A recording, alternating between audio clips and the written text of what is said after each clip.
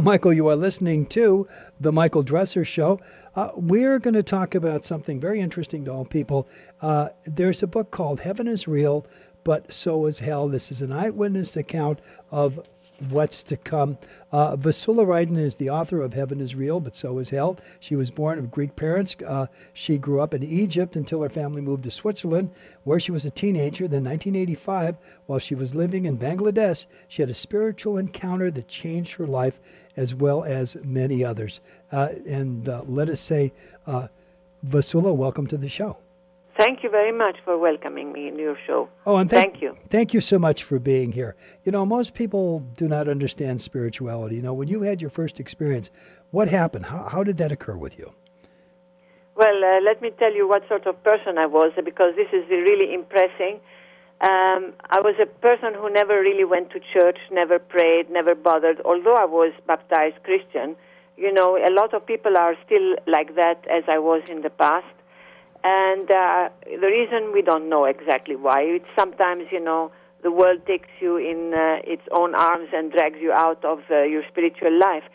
And that is the thing, that the important thing is that just as I was like that, without even searching for God, my angel manifested himself to me back in 1985. Now, just let me make it clear. When I say the angel, I saw him. It's an interior vision which I saw.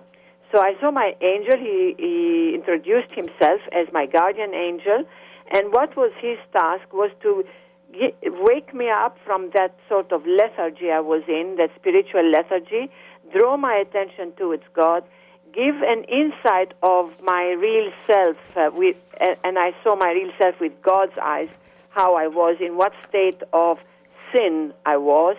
And I kind of freaked out when I saw that. So, you know, it was just a purification, which is an immaterial fire. And that was all what was happening to me back in 1985. And then the whole intention was to draw my attention to God, because God was going to speak to me. So this is my, the real thing is this mission that I have, that God has been giving me now messages for 27 years. And all what he said inside came true.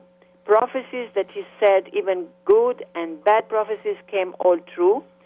And I've written finally this book, Heaven is Real, but So is Hell.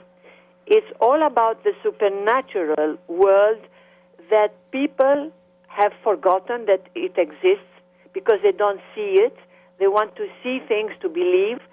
And the material world has drawn them into not believing that there is supernatural world, which is the real world, because we will end up there sometime when we die.